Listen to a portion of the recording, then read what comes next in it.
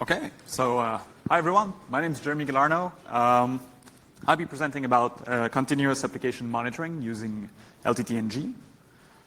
I work at Efficios. If you've never heard the name, we're a small consulting firm based in Montreal. We develop tracers, LTTng being the most known of them. I personally maintain LTTng tools and BattleTrace. And I'll start the presentation with a few words about tracing in general and more specifically system tracing and LTTng. How we struggle to meet the needs of people who wanted to do continuous monitoring with LTTng, and our solution, tracing session rotation, what it is, and the shortcomings and how it makes, well, the challenges that are involved in making continuous trace analysis at scale. So LTTng started in 2005. At this point, it's more of an umbrella project. We have a user space tracer, kernel space tracer, the system daemons that I maintain to control both tracers and control the data extraction paths. The LTTng analysis project, which I'll touch a bit later in the talk, it's a set of scripts to work with traces, and LTTng scope, a graphical viewer. So I got a super great question in the interview in the week before the talk that is now on the FOSDEM website. What's the difference between logging and tracing? And really, it's a hard question to answer because there's no clear definition for both. They both have the same goal. So the general goal is I want to extract information from my application or from the kernel and be able to understand the state of the application at that moment. That's the gist of it. And different logging frameworks and tracers will target either developers, sysadmins, or in the worst case, end users. And it's always a matter of trade-offs between usefulness, ease of use, the performance impact on the system, and verbosity, which ties into ease of use. And then there are some concepts will come back in every tracer and every logging framework, enabling only certain subset of events and logging levels. The big difference I find is when people think of system tracers like LTTng, we're more in the low-level events that are very, very frequent. If we think of the kernel tracer, our goal will be to capture system calls and their payload. So we can have thousands of them every second. But we also trace scheduling information. So we track every task running on every CPU at any given time. And we'll track file system activity, networking activity, power management events, and so on and so forth. In the case of LTTng specifically, the user space tracer, it tries to be the equivalent for user space. So since we can capture a lot of events with a very low overhead, people will tend to funnel very, very verbose logging through LTTng UST, and our job is to cope with that. When I say a lot of events, I want to give you just a rough figure of what that represents. On this laptop, I did a quick measurement while it was completely idle. If you enable all kernel events, that represents around 54,000 events per second. And you're not dropping events at that point. On a busy 8-core server, you're more in the waters of 3 million events per second. So that starts to be a lot to cope with. And so this is where tracers and loggers are going to diverge in the trade-offs that they have to make. First trade-off, I'd say the central part of LTTng is its ring buffer. That's at the center of the whole thing. We have a lockless ring buffer implementation in user space and in kernel space that are very, very similar. There are only a few adaptations to make it work in both scenarios. And it is consumed asynchronously. So there's no locking in terms of waiting or blocking an application or the kernel for that matter when you're producing events. So worst comes to worst, you're dropping events. So you're not slowing down the application. And then there are a number of memory footprint and the security parameters that you can set on that ring buffer, which I'm not going to go into for this talk. And so that's one big part. It's the quality of the implementation of the ring buffer. The other thing is the best way to not influence the system is to not trace. So trace as little as possible. And this is why in LTTng we have a very complete set of a rule-based system where you can enable only the events that you want. And you can perform filtering at runtime on the events using our interpreter that's running both in the kernel and user space. So I gave two examples here. The first one, you can see that you're enabling the read syscall. You could enable it for a given process, and then you can filter on the size of the read itself and not capture any read of 4 bytes or things like that.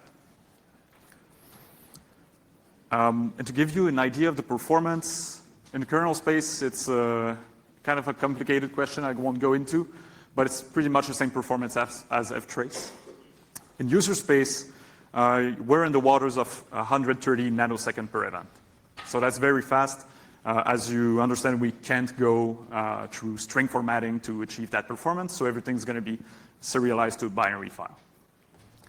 If you followed a bit the development of the Linux kernel, we have pushed the, well, we've been working on that for a while, but now restartable sequence, the new system call is in the mainline kernel from 4.18 and up.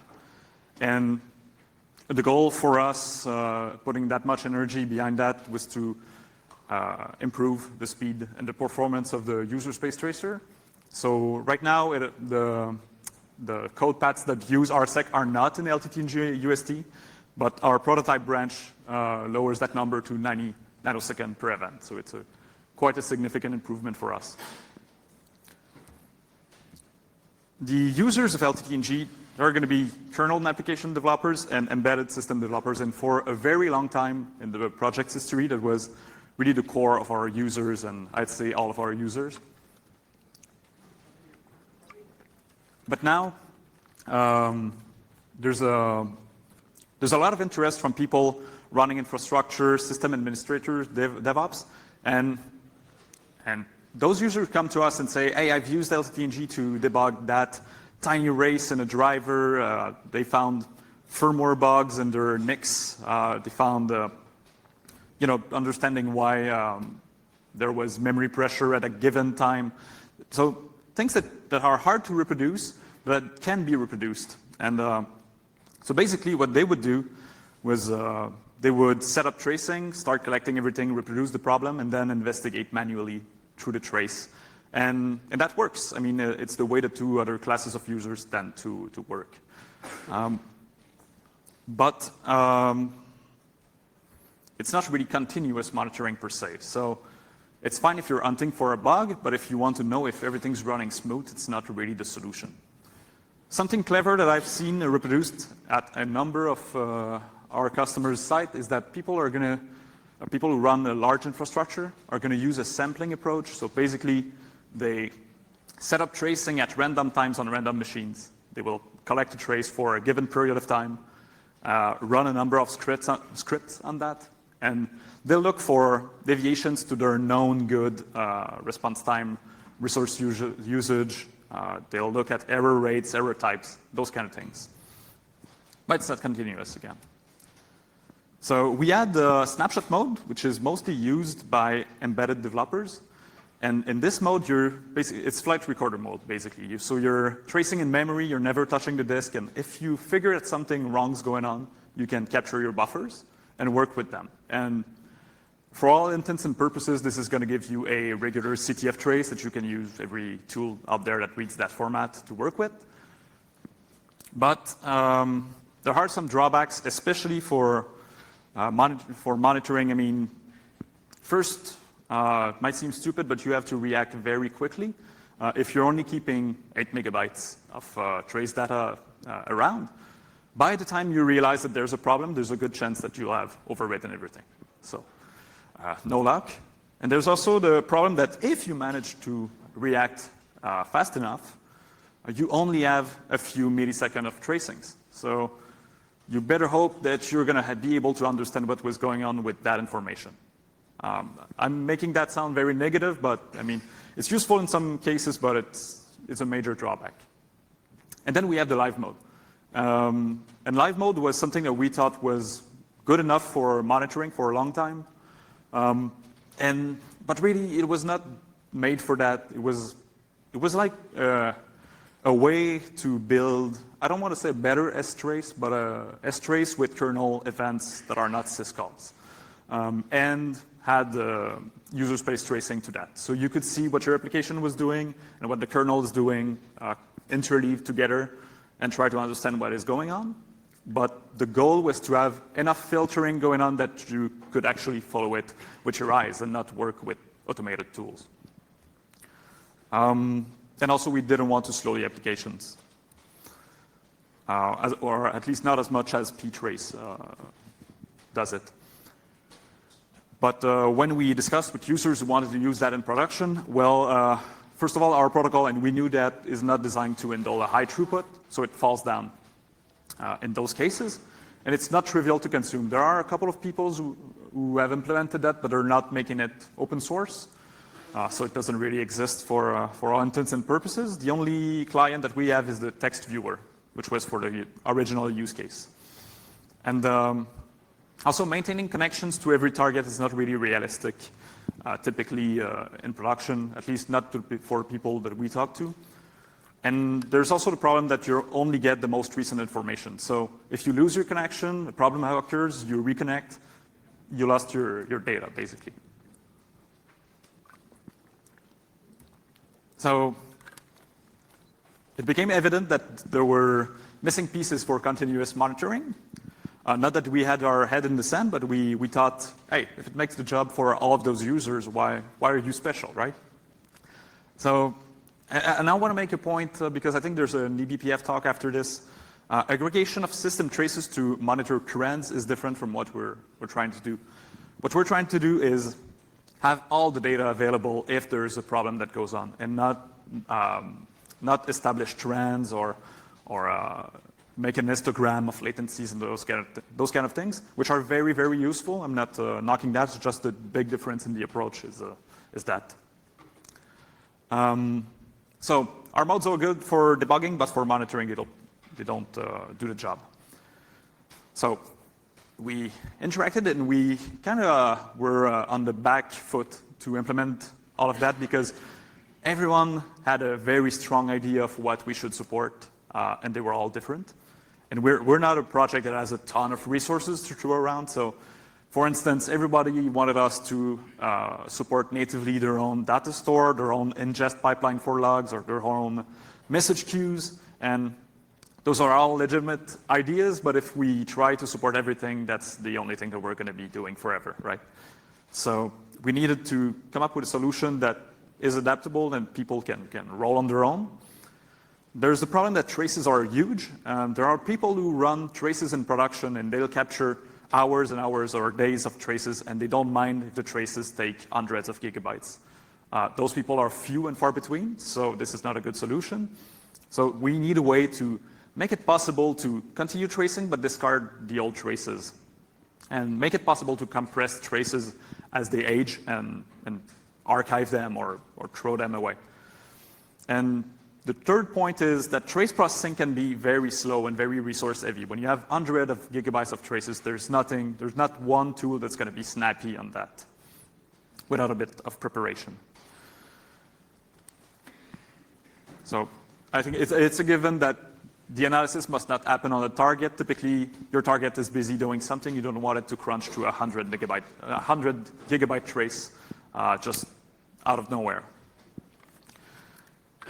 So the solution in concept is very simple. We thought, okay, so why don't we have a log rotation, but for tracing, right? It's not that we didn't think about it. It's just that there are a lot of challenges in implementing that with the constraints that we have, and I'll go through those constraints and show you why it was complicated. But basically, the idea is we will trace, and then we switch over to new files, and then you can do whatever you want with those files. So then if you want to ingest them in an existing logging pipeline, you can do that. If you want to shuffle them around, you can do that. If you want to compress them, go ahead. That trace should work with any viewer. That's also a big point, since our tracing format is standard. It's open. It's under the Linux Foundation Diamond Workgroup. we don't want to break the format just because we're implementing a new feature. So there's one problem, our format doesn't make this easy. And the reason why it doesn't make it easy is twofold. First of all, an LTTng trace is a set of files. It's not one file. So what I said before, we have a lockless ring buffer that we keep per CPU. We also have per CPU stream files. And those per CPU stream files exist for user space, and they also exist for the kernel space. And they could exist, depending on your configuration, they could exist for each and every user or each and every application, depending on what you want to do. So it's not like a classical log rotation where you write, you open another file, start writing there, close this one, and we're done. And we also have a metadata file, and that's one of the big challenges. Because LTTng is fully dynamic, you can say you have an application that opens a shared library, and this shared library has new events. They will have a layout that is completely different from what is known up to that point. So you need to add that layout. And I have just a simple event here that has a UID and a cookie file, payload field. And if you don't know that layout, you can't decode the trace. That's basically the problem. So rotating there's also a step where we have to know, okay, up to that point, what were all the event layouts that were possibly created. We have to serialize that to the metadata file and that over to the user so that they don't end up with a trace that is not decodable. So the steps become basically, as we are tracing, we need to sample the production position for every CPU across domains, and then establish a switchover point, determine what all the event layouts that we need to decode the trace are up to that point, flush that, and then basically switch over to a new set of files and mark this one as being ready for consumption. So you can either monitor the file system to see new files being created, or you can use our Unix socket-based notification API to know that.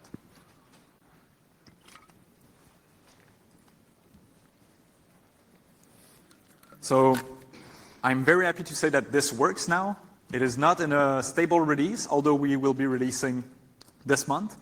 But now it is in release candidate stage, so if you want to try it out, if you find bugs, hit me up on GitHub or on the mailing list. I'd be very happy to hear about that before we release, although if it happens after, we'll fix it. And so for a while, we were super happy. We thought, all right, this is done. Because we look at the world from a tracer's perspective, So we thought that all the analysis tools is the job of other people.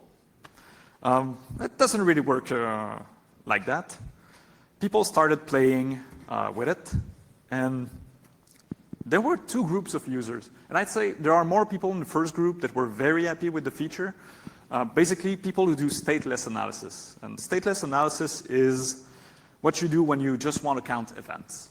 So you want to figure out, you have a simple rule, maybe with grep, maybe with something else, where you just want to know how many of those events were there in my trace, how many errors, how many, whatever, and you just need that, and it's fine. And then you can throw that in Grafana or whatever dashboard you use. The other class of users that were less happy were, okay, this is great from a theoretical point of view, but I want to perform stateful analysis. So what is stateful analysis? It's basically any time you read a trace and you construct a model. So anything that's that's going to be interesting with traces is going to use that.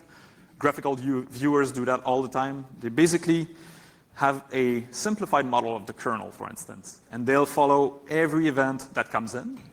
And for instance, if they see a syscall open and the open succeeds, they'll see, okay, now that FD number 3 is associated with that path name.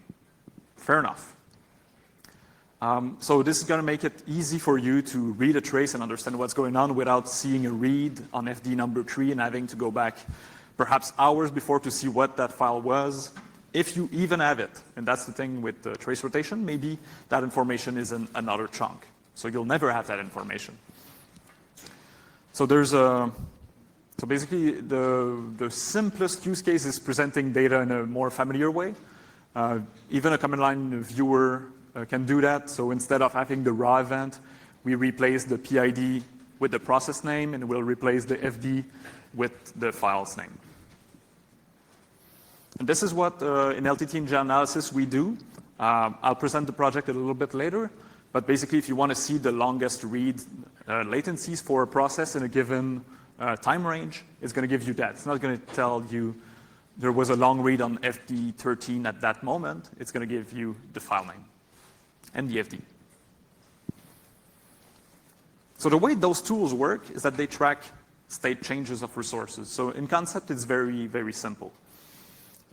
They have, a bit of background, LTTng is going to, when you start tracing the kernel, for instance, it will dump the state of the kernel. So that means all of the open file descriptors, all the active processes, well, I should say all the tasks and their PID, group ID, the user namespaces, and all that. So everything's going to be dumped. And the tools can use that as an original model that they can then modify by reading the traces.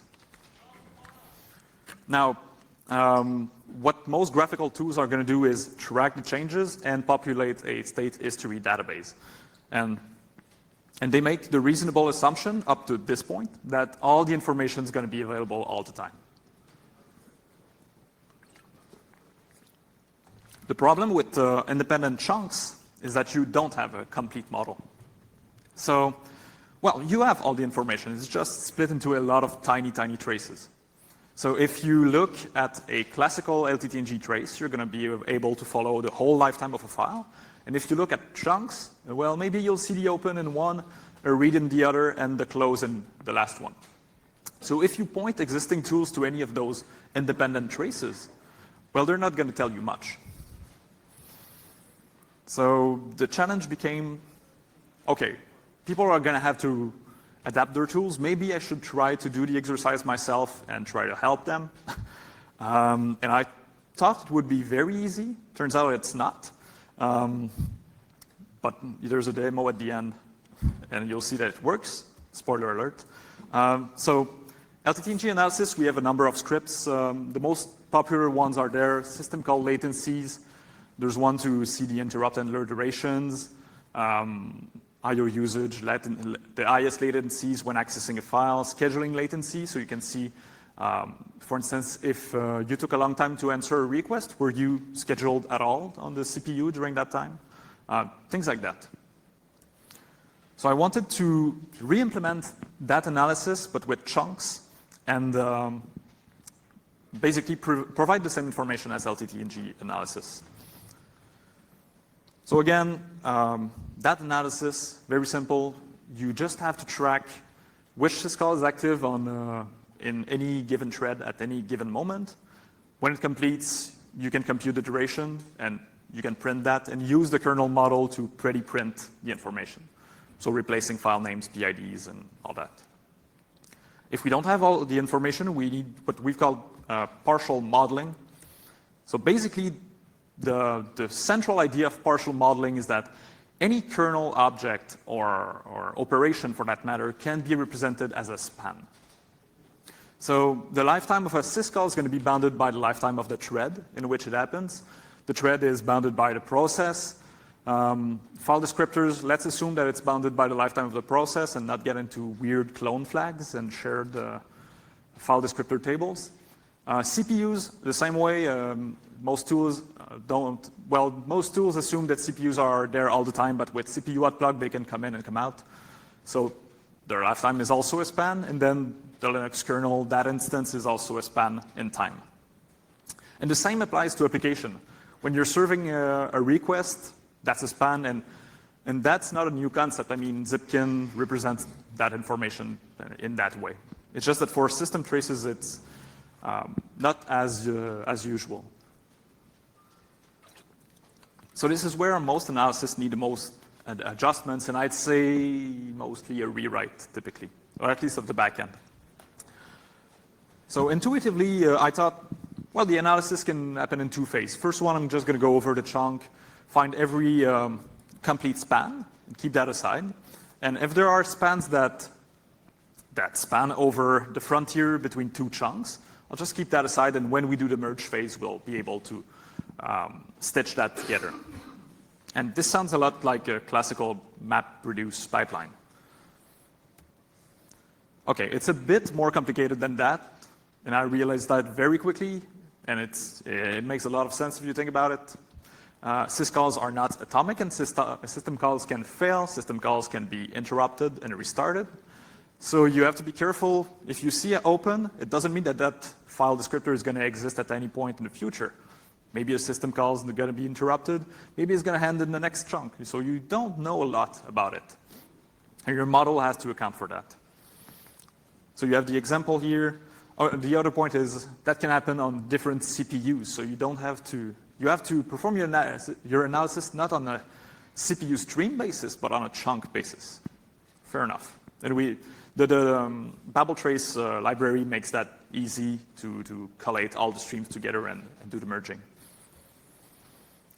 So during the mapping, we find every span. I gave an example here. Maybe we'll see in a chunk that there's a read on FD22. Keep in mind that this could be a socket, it could be a number of things. The only thing that we know is that at this point, if the read succeeds, there was a file descriptor 22. And we succeeded in reading 15 bytes.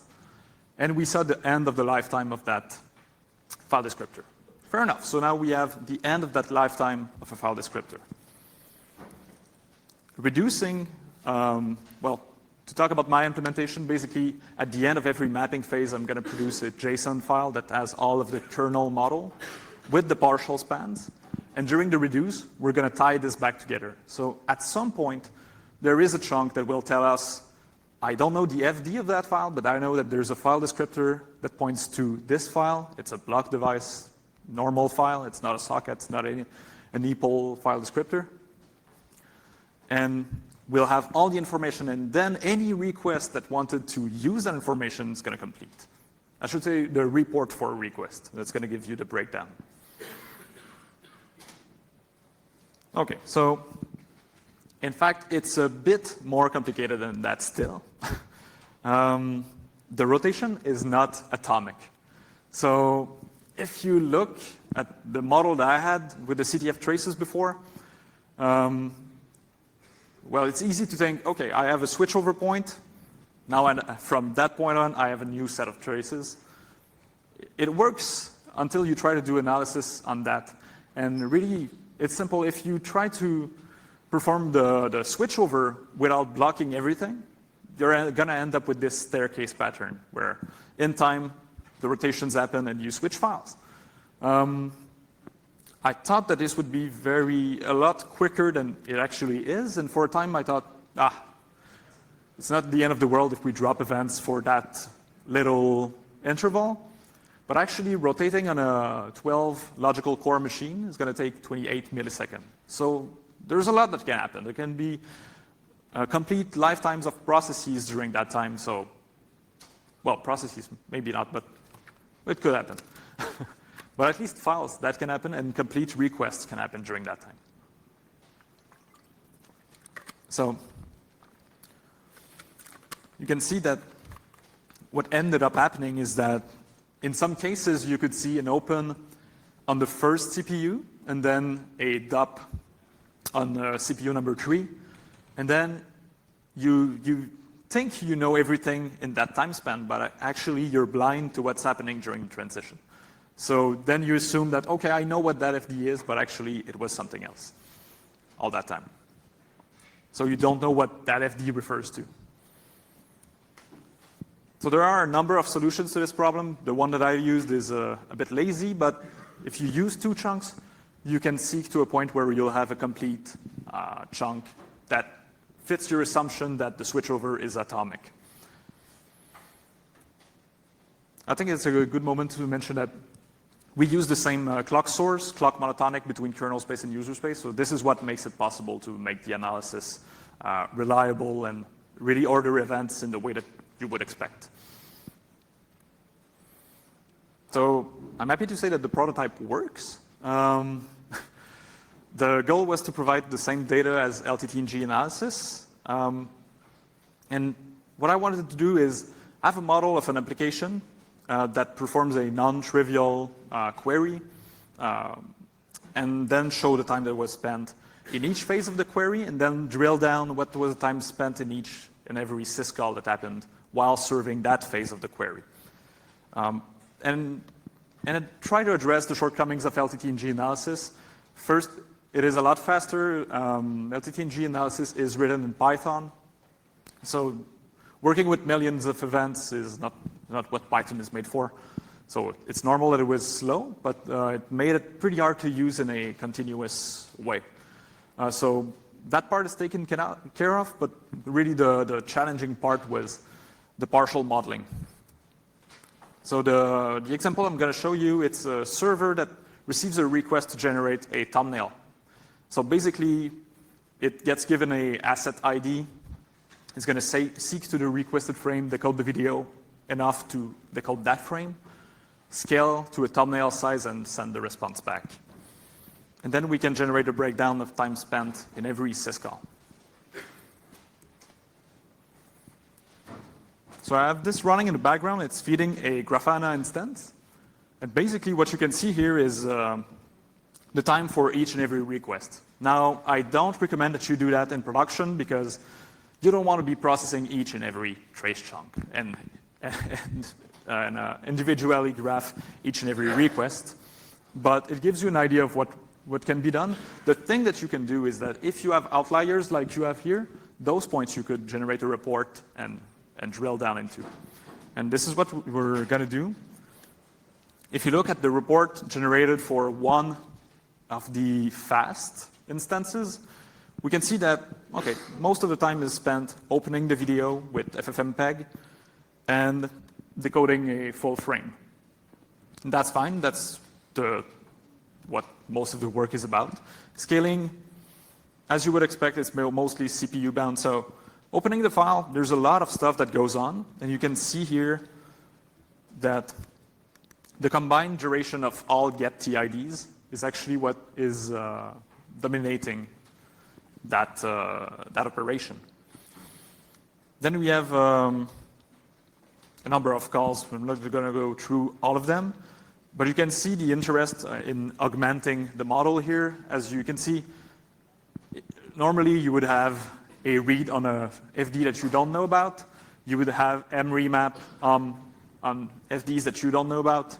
Well, not mremap, but mmap, and so on and so forth. Seek, same thing. So seeking, you can see that not a lot happens, as you would expect. This is an indexed video file, so it's fine. Then decoding, nothing unusual. Scaling, nothing happens. It's a purely CPU, it's purely compute. And then writing the result to the socket. Now, if we take one example that took a long time, we can see that the outlier is in the right. Actually, this one is not sending over the network because I had some problems here, but it's writing to a plain old file. Basically, you can see that writing doesn't take a long time, but during that time, there was a sync call that took around 600 milliseconds. So that's the kind of insight that you can have very rapidly. Hopefully, your applications don't perform sync during request handling, but it has been seen. So in conclusion, I think from the tracer's perspective, we can say that we have the infrastructure to distribute trace processing. Our users are very happy that now they have files and they can do whatever they want with them. But the open questions that I have for you guys is, what form can this type of processing take that would be integratable with existing viewers? Or do you think that we need new viewers, new tools for that? Are there tools out there that you guys use to monitor very low-level metrics continuously? I'd be very happy to have your feedback. Otherwise, do you have any questions?